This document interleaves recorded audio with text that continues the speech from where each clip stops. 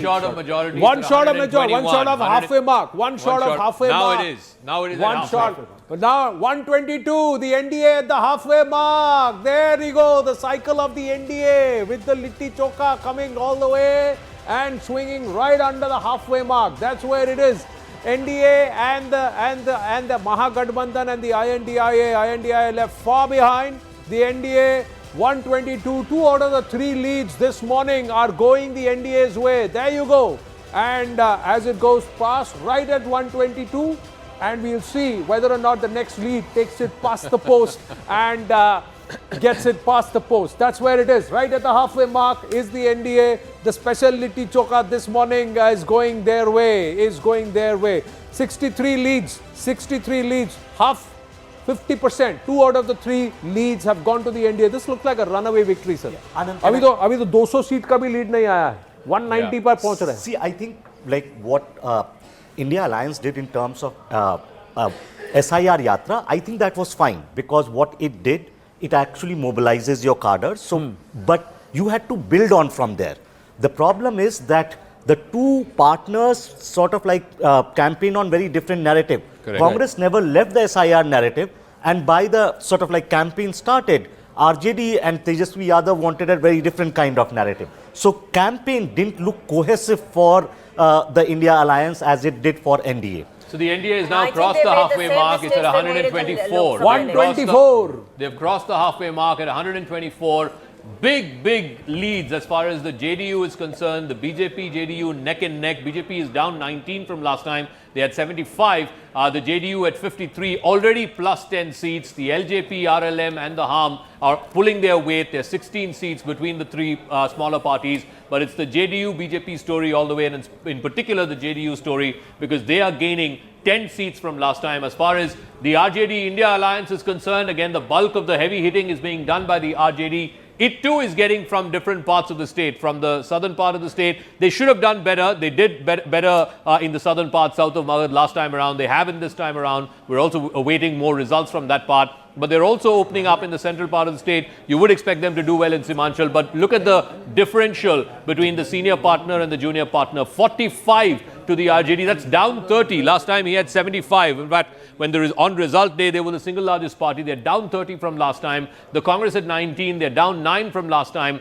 leading only in 10. And the left parties between them have 10 seats. The VIP has opened its account in 1 seat. So right now we're looking at 124 to 68. Right from day one, and never said this out loud, I'm saying it, the results may be irrespective of what the results are, was always of the opinion that in Bihar, Tejaswi should fight alone. Tejaswi should fight with some of the smaller local Bihar groups and then keep it open to tie up with the Congress once the results are settled.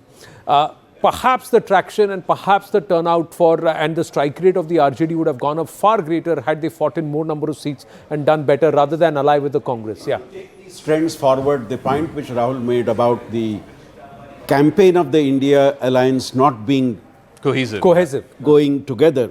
On the other hand, if you look at the NDA campaign, though the JDU and BJP campaign were distinctive in their own ways, they were not pulling in opposite directions. Yes. The JDU focused on Nitish's government.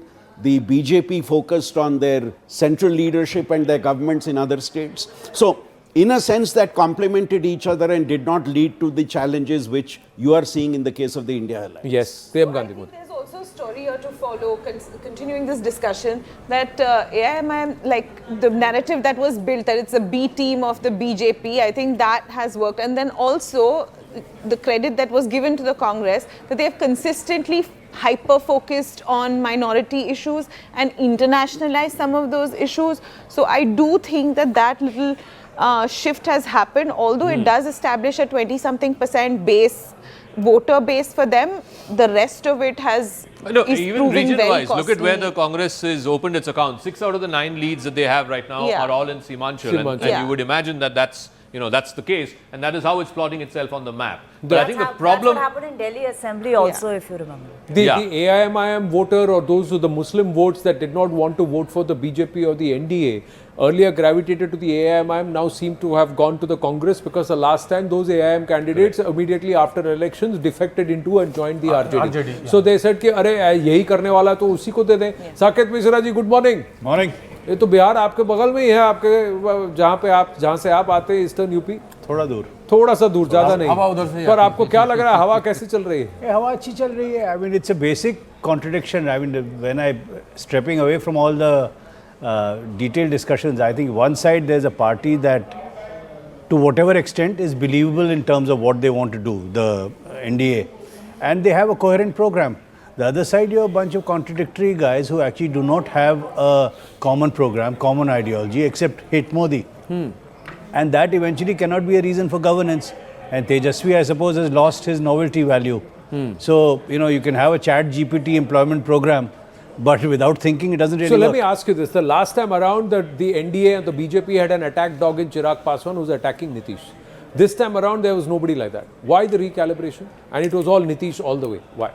Because I think everybody realized that he is, in the circumstances, the best leader there is, and has the maturity to run the government and pull everybody together, and is performing, I would say, better than most chief ministers in the recent past in Bihar. Now with 200 leads, the NDA is at 130, better, 5 more than what they had the last time around.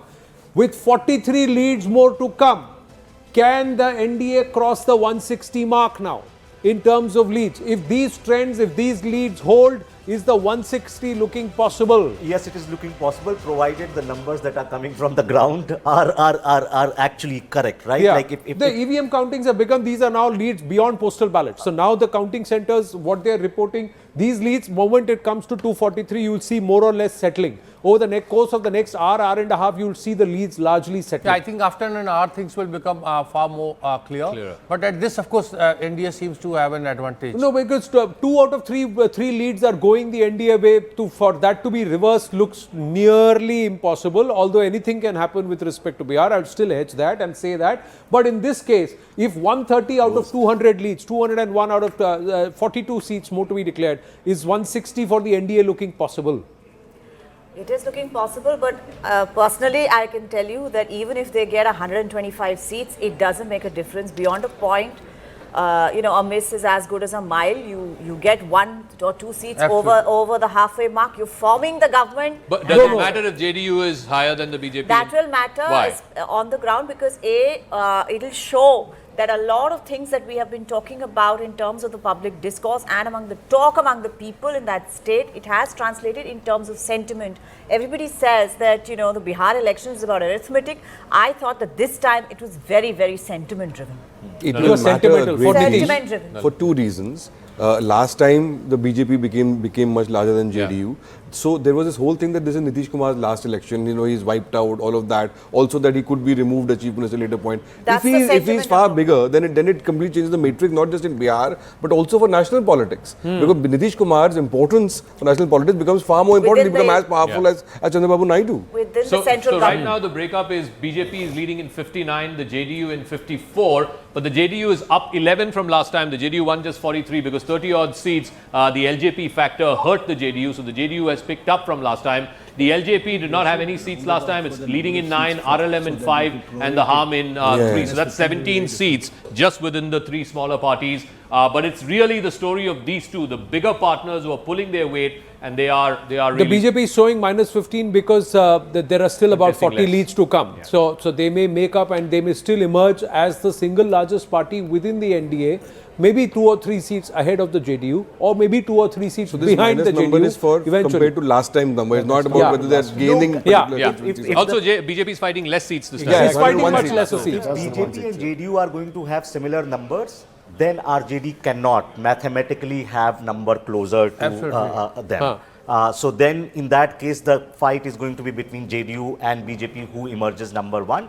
And given like just 202 out of 243, if you project that number, NDA will be 161. Well, 130 leads out of but let's 202 see where it leads. goes. 130 leads out of 202 leads for the NDA, 2 in 3 going towards the NDA as of now. That's what it's indicatively looking like. Now there's a little bit of a slip. NDA now comes down to 129. See, now these leads will start transacting a little and swinging a little.